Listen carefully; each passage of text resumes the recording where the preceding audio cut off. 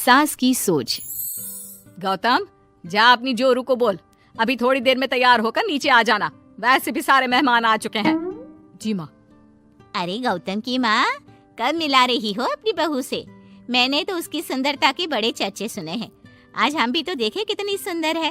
वैसे मेरी बहू से तो कम ही होगी।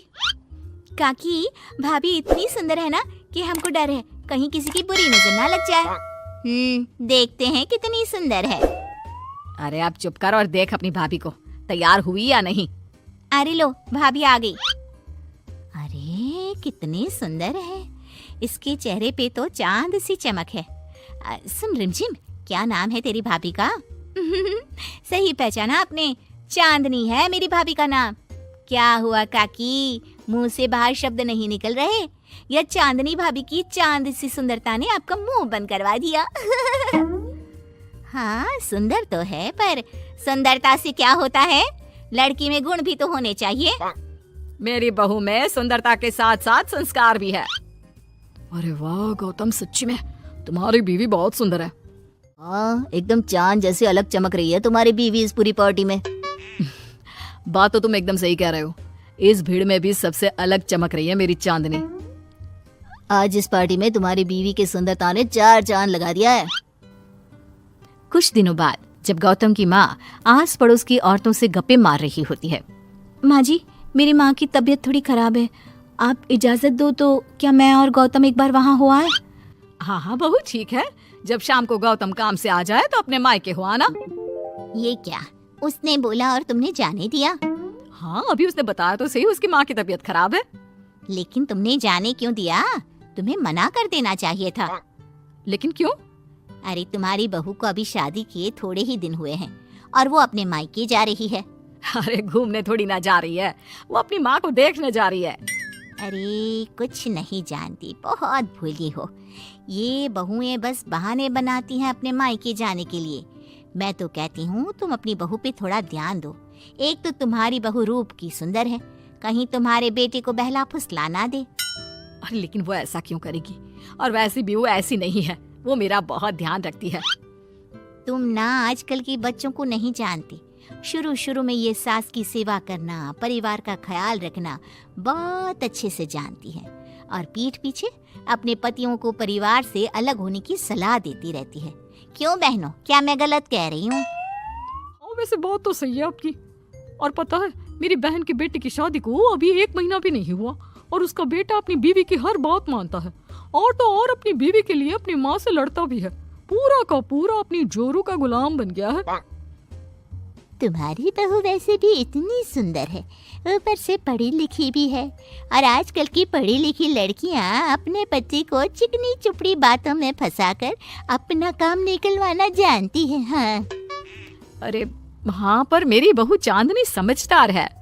हाँ, यही तो बात है, तुम किसी के चेहरे पे देखकर उसके दिमाग में क्या चल रहा है वो थोड़ी ना बता सकती हो। और हाँ, अपनी बहू के चांद से सुंदर चेहरे को देखकर धोखा मत खा जाना। अरे जरूरी थोड़ी ना है जो इंसान चेहरे से सुंदर हो वो मन से भी सुंदर हो, क्योंकि चांद पे भी तो दाग होते हैं। थोड़ी देर बाद सभी अपने अपने घर चले जाते हैं। शाम को चांदनी और गौतम घर आते हैं। और बहू, माँ को देखाई? जी माँ जी, अब थोड़ा ठीक है। बहू, अब तुम्हारा घूमना फिरना हो गया हो तो घर के कामों में मेरा हाथ बटाओ। जी माँ जी। मेरा ये घुटनों का दर्द कभी भी शुरू हो जाता है। बहू, लगता है आज सारा काम तुझी को करना होगा। कोई बात नहीं माँ जी, काम ही तो है, काम तो होता रहेगा। आप पहले अपना ख्याल रखिए। ठीक है, अब तो इतना बोल ही रही है तो मैं अपने कमरे में आराम करने जा रही हूँ। अगले दिन सुबह जब गौतम ऑफिस के लिए निकल रहा होता है। माँ, अब कैसा है तुम्हारे घुटनों का दर्द? ज्यादा तो नहीं हो रहा? नहीं तो शाम को चांदनी आपको डॉक्टर के पास दिखाएगी। तुझे किसने बताया? बहू ने इतनी जल्दी तेरे पास मेरी चुगली भी कर दी? माँ, चुगली नहीं, उसे आपकी चिंता है इसलिए उसने मुझे बताया। उसे डर था कहीं आपका दर्द बढ़ ना जाए। थोड़ी देर बाद चांदनी वहाँ आती है। माँ जी, मैं सोच रही थी हम लोगों को अब किसी दूसरे घर में शिफ्ट हो जाना चाहिए। लेकिन क्यों? और अचानक से तुम्हें ये ख्याल क्यों आया? वो माँ जी, मेरी एक सहेली अपना घर बेच रही है और उसका घर गौतम के ऑफिस के पास पड़ता है। और देखिए ना, गौतम को यहाँ से ऑफिस कितना दूर पड़ता है और आपके लिए भी बाजार दूर पड़ता है। अगर हम वो घर खरीद लेते हैं तो हमारा कितना फायदा है। गौतम को ऑफिस के लिए दूर नहीं जाना पड़ेगा और आपको जब शॉपिंग जाने का मन करे आप जा सकती हो। ऊपर से वो मेरी दोस्त है तो वो हमें घर थोड़े कम दाम में भी बेचेगी। हाँ, बात तो तुम सही कह रही हो।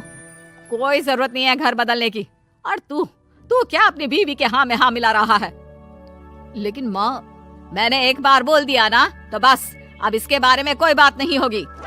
और ये कहते हुए वो अपने कमरे में चली जाती है। चांदनी भी उनके पीछे पीछे चली जाती है। क्या हुआ माँ जी? मैं कुछ दिनों से देख रही हूँ आप कुछ अजीब सा बर्ताव कर रही हैं। क्या अजीब सा?